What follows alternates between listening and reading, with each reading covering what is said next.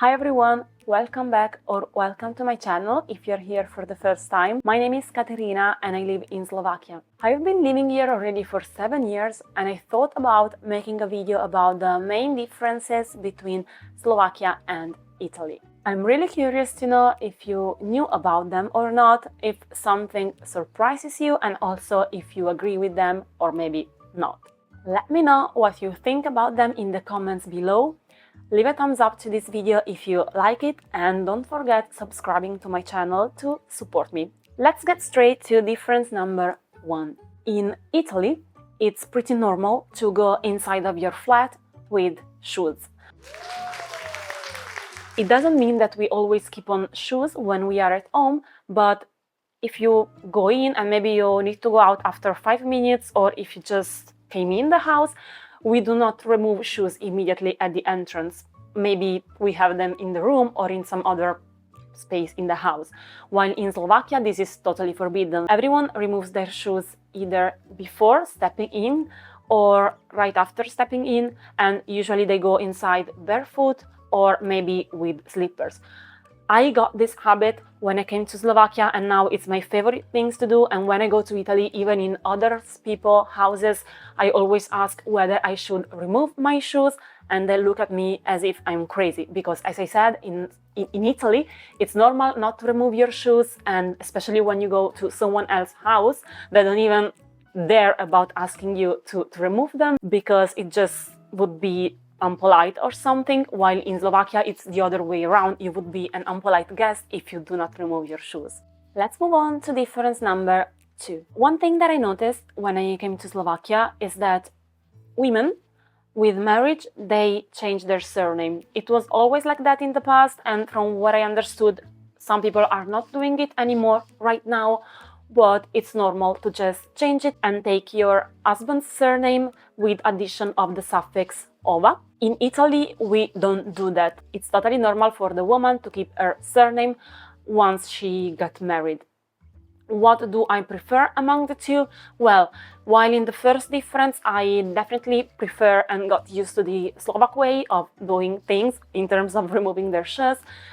In this situation, well, in a way, it's pretty indifferent to me. I don't have a preference. But if I have to think about it, I prefer the Italian way because I would never want to change my surname after getting married. Let's move on to difference number 3. And the difference number 3 is about the level of English language in Slovakia and in Italy. When I came to Slovakia, in Bratislava specifically, which is the capital, maybe it's worth mentioning that, I noticed that especially young people, adults as well, they have a pretty good English. Of course, there are always exceptions, but most young people have a very good level of English. In Italy, it's not like that.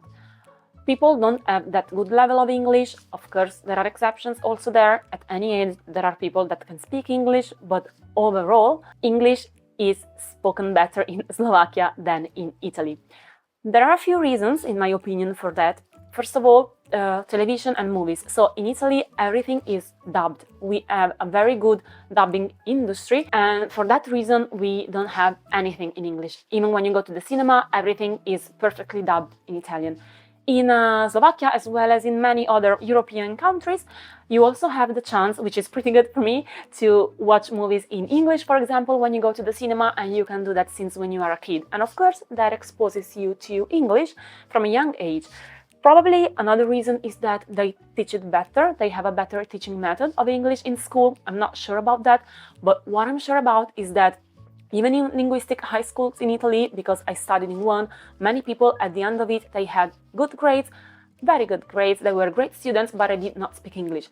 I also had people that I knew in university that they were perfect students in their subject, but their level of English was very bad. Difference number 4, alcoholic beverages consumption. Now, there is a big difference here in between Slovakia and Italy, and in this case, I can already anticipate that I probably prefer the Italian way. So in Slovakia, there is a stronger consumption of very strong alcoholic beverages, 40 degrees on. In Italy, it's more common to have beers, but especially maybe wine and cocktails. We do not really drink very strong beverages. We do have them. We have typical, very strong, super alcoholic beverages, but sometimes, people drink them after big meals.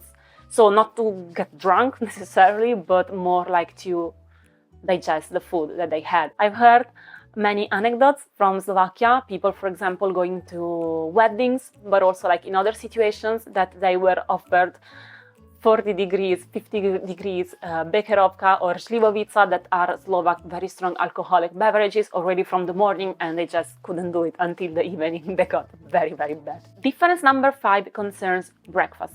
In Slovakia, it's more common to have salty breakfast, maybe veggies, ham, eggs, cheeses, like different combinations of it, while in Italy, as probably some of you know, we have sweet breakfast. Most people in Italy have a sweet breakfast, being it cookies, biscuits, croissants, cereals. For example, my own breakfast is usually coffee with milk, different kind of milks, and cereals. Sometimes I have cookies, especially when I am in Italy, and rarely I have croissant, which is considered the most common one. It's actually not, it's mainly if you go outside to have it.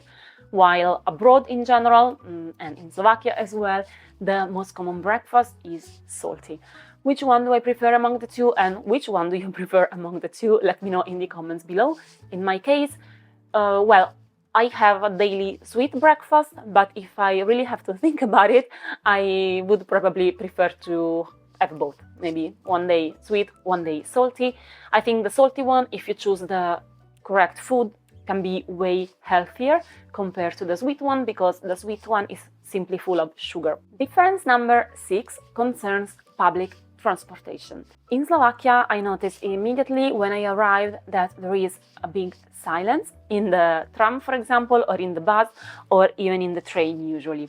So people are not really used to talking on the phone, and if they do, they speak very loudly. In Italy, it's not like that, and I noticed this when I came to Slovakia. So if I sometimes in Slovakia hear like people that speak loudly, they are usually foreigners, not necessarily Italian. And also in Italy, for example, during university, I was taking a lot the train to move from my home to the university town, and I can confirm that not everyone, of course, but there are people that just scream in the train, and that really annoys me. For 2 reasons. First of all, because maybe I'm studying, I'm reading a book, I'm just minding my own business or listening to music, and you are just screaming and distracting me. And second of all, because usually I'm not interested in hearing people talking about their own business on the phone. Sometimes I was in train and some people were talking very loudly on the phone, talking about money or about their family. I don't know how they don't care about this. I don't know, maybe they don't even realize it, but I would never speak so loud in a public transportation and letting everyone know about my own things. Have you ever been in Italy, or like maybe in a country that is a bit more loud in public transportation? What do you think about it? Were you surprised at all? Difference number 7 concerns queuing and speed in general when it comes to services, for example, cafes, bar, etc.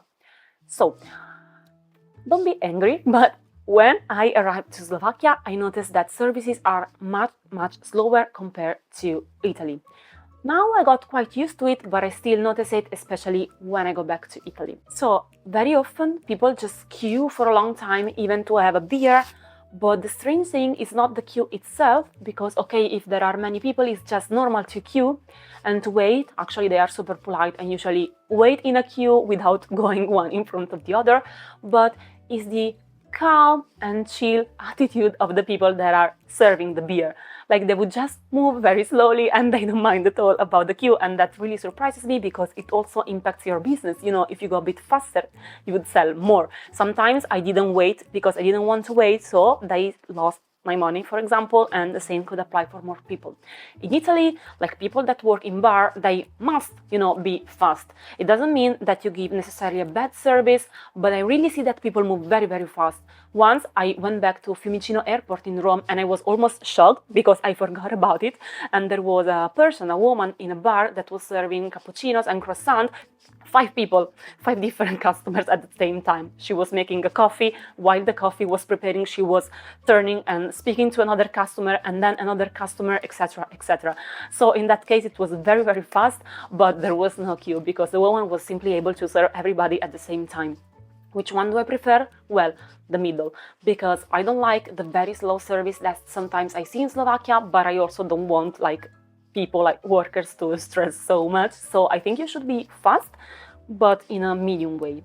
So you should not become super stressful and doing 10 things at the same time, but also you shouldn't be so slow, simply because it can also impact, like in a bad way, your business or the business you are working for. Difference number 8 is the most important difference in my opinion, and probably I would need to make a completely different video about that if anyone is interested about it. So one thing that deeply shocked me, but in a positive way, in Slovakia, and that I think should definitely be applied to every country, is that university is free.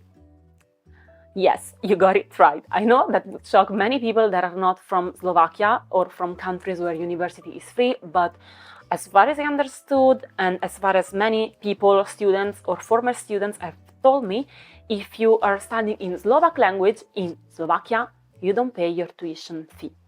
It's not like that. In Italy, you have to pay even for public universities. I was studying in a public university, not private one, but the tuition fee, if I remember correctly, in the bachelor was maybe almost 2,000 euros per year.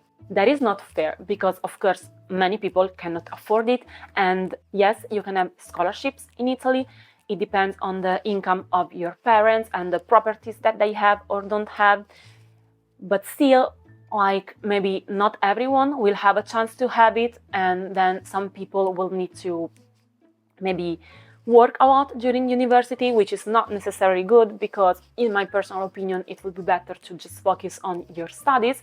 But also some people maybe wouldn't be able to afford it at all, especially if they have to move out of their house and move to other cities. For example, in Italy it's very common to go to uni in Milan, but Milan is an extremely expensive city, and even if you work 8 hours per day, which is super difficult while you are studying, I'm pretty sure that with the kind of work that you could do, maybe like a waiter or something as a student, I mean, you wouldn't be able to afford extremely expensive accommodation and like life there. So that's not fair, and in that situation, of course, I prefer the Slovak version of it. We are almost reaching the end of these videos. We have still 2 differences to go. Please let me know in the comments below what you think about the difference in terms of tuition fees for university and also any of the others. Difference number 9 concerns the meals time. So in Slovakia, people have meals a bit earlier than in Italy. For example, well, the breakfast, I guess it depends when you wake up, but at work, many Slovak go to lunch already around 11 or 11:30, while Italians would go after 12, maybe at 1. Of course, there are always differences as per everything. Let's not generalize too much, but that's the thing, right? And also dinner time. I know that many Slovaks eat right after work, so around 6, and for me that's not even a thing, because first of all, I'm not hungry at 6 p.m. and second of all, I wouldn't realize that it's dinner. Like after 3 hours, I would still think about having dinner. So to sum up this difference, Slovak people eat earlier than Italian ones. It doesn't mean that we eat super late like many Spanish people do. For example, lunch at 3 p.m. and dinner after 10 p.m. And what do you guys do? Do you eat at the time that I said, if you are Slovak, or do you eat later? And now the very last difference, and difference number 10. That would be a bit funny, and luckily I decided to make this video at home and not outside. In Italy, as maybe you guys know, we have the bidet. This amazing item that we all of us have in our houses, in our flats, in the bathroom, called the bidet. Let's not say its purpose, but I guess you know. And in Slovakia, as well as in most countries abroad, with some little exceptions, you guys don't have it. Now, I'm not shocked about this. I'm used to it. I have been living abroad for many years, not only in Slovakia. I've studied abroad as well, so I don't really mind anymore. Also, when I go in hotels, I don't mind that there is no bidet. But trust me, many Italian people, like tourists, if they are just tourists and if they are not used to go abroad, every time they go to a hotel, for example, and they don't find it, they are shocked, because it's simply an item that we are used to. For us, it's like hygienic to have it, it's normal, and without it some people feel lost. We've reached the end of this video. Thank you very much, guys, for watching this video. Leave it a thumbs up if you liked it. If you want more similar videos, for example, about stereotypes on Italian people or on Slovak people and what I think about them, or different kinds of videos. You can also let me know in the comments below if you are interested in a particular kind of content, and I'd be very, very happy to read your comments and maybe make videos about your suggestions. Don't forget to subscribe to my channel to support me. If you do it, I'll be very, very happy, and also you will be able to see weekly videos. Thank you so much again for watching this video. See you next time. Bye!